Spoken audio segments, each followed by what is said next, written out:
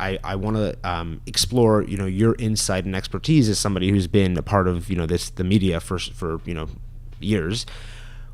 You said, and we've talked about it in the last few minutes, about how October 7th is still going on, right? That's how magnanimous the impact of that day was on our community. It will never leave us.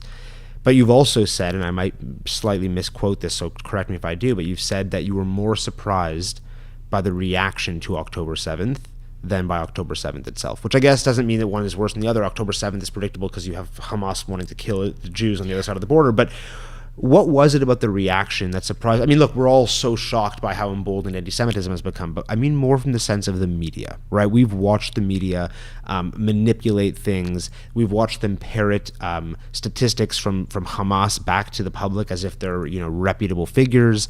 We've seen CBC outright tell their reporters not to refer to Hamas as terrorists, but rather freedom fighters.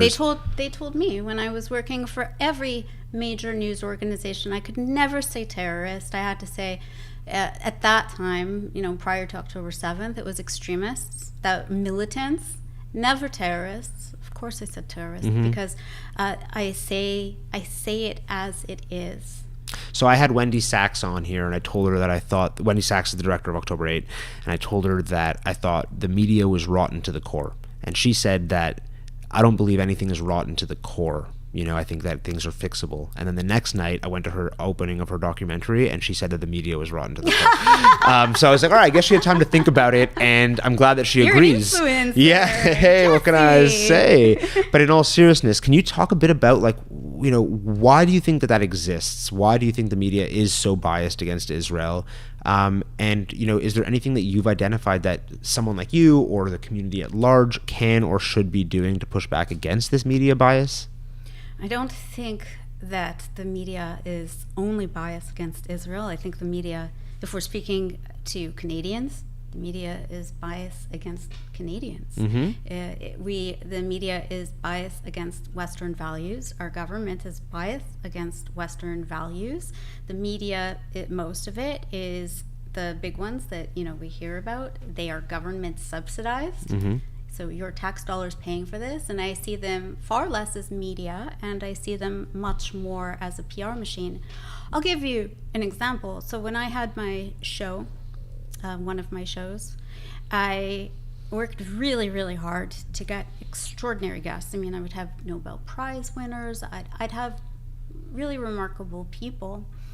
And my 3 bosses sat me down one day, and they said that I have to, this is their words, not mine, I have to stop making my show so good.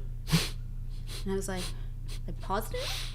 Or I don't know what you mean by that. No, don't make it as good.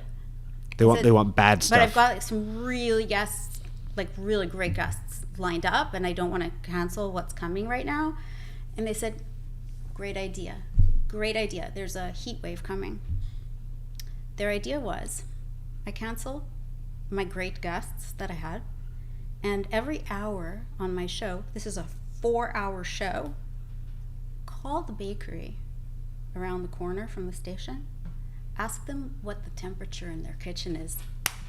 I tried not to clap really loud for the mic because I knew I'd scare people. But ask them what the temperature is in the bakery. This is media. This is a news station.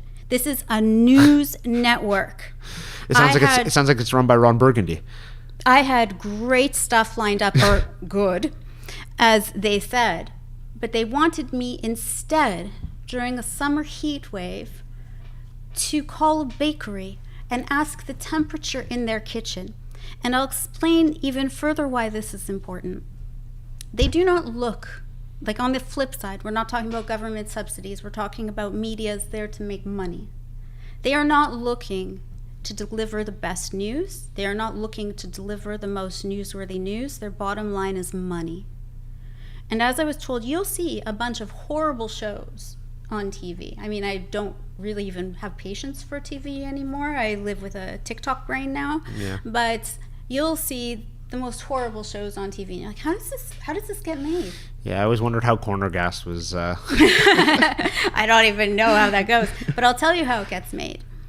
Because you make a whole lot more money in mediocrity than you do at the best. There's a greater return on investment for anything mediocre, because you're not paying for the best, you're not paying to put out the best, so your investment isn't very high. Well, yeah, you're kind of always presuming that your viewership will remain sort of the same, so you may as well invest less in it. And I actually will take that a step further and say that they probably don't want, like, if you have all the best guests right from the start, then like it's only downhill from there. So they're probably always trying to keep it on. Well, no. So the other side to that, there's two other things. You were sort of leading me somewhere, and I hope I don't forget these thoughts. But one is on this last one that you said about my show will go downhill. No, it won't. Okay, not your show, but I'm saying like I'm like a little bit of a spicy. A little bit of a spicy falafel. I like falafel. Yes. Not spicy though. I love everything spicy. But what happened is it means other people have to raise their game, and they're playing the mediocrity game, and they don't want to put that pressure on the other hosts. And I'm not saying this because I'm special. I'm not. I just worked hard. Right. That's all it is. It's just a matter of working hard to go beyond mediocrity. But I guess... sorry. Just before I forget. Yeah, go ahead. The other side of this is where you mentioned they expect an audience to be a certain way. Exactly. Every time I started at a new station or I started a new column, I had to train my audience. Right. Because they have certain expectations and certain things that they're used to. And suddenly I was forcing people to think. How dare I? I never told people. I don't like telling people what to believe. I like putting something in front of people's face, showing them the other side of the story, and letting them discern, helping people develop critical thinking. And it's very, very difficult to train people who are asleep. Right. And I did my best to wake people up. And they would much rather everybody stay asleep. Right.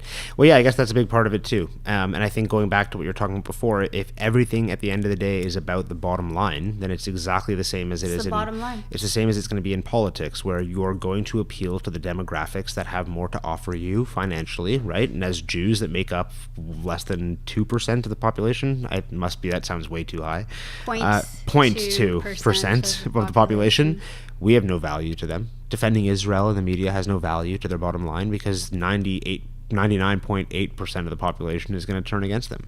And I think that you really identified, you're telling the story about this like bakery thing and the temperature in the kitchen, and I was like, okay, this is an interesting story, but I wasn't sure where it was going to go in terms of the parallel to this. And it shows you really that I guess basically the bottom line is that there's no interest in media or in news in actually reporting the news. No, and I'll tell you, let me take it's an entertainment show. It's like a performance. I'll take it a step further. So I'm as a talk show host, I'm preparing my show in the newsroom, so I'm surrounded by everybody who works in news. So these are all of the reporters. And we would get, we're on the mailing list for, let's say, the government. We would get a press release from the government about something that's going on. And they know that media underpays. They know that people are overworked. And so what they do is they make it really easy on the reporters and the young reporters. And so when they give this press release, they already write it like a news story. They don't write it in the traditional press release style. And then the young reporter who's making, a low wage and just doesn't really care, is just finishing their day at work, copies and pastes exactly what the government or whatever agency just sent and reads it as news. How is that a news piece? It's not. It's not. But it's presented to you as news because this reporter doesn't want to do reporting, and they're not taught to do reporting. Right. They're taught to fill this slot, the top of the hour with, let's say, 5 stories and a kicker. A kicker is just like something fun or whatever. Yeah. And that's what they do. So it's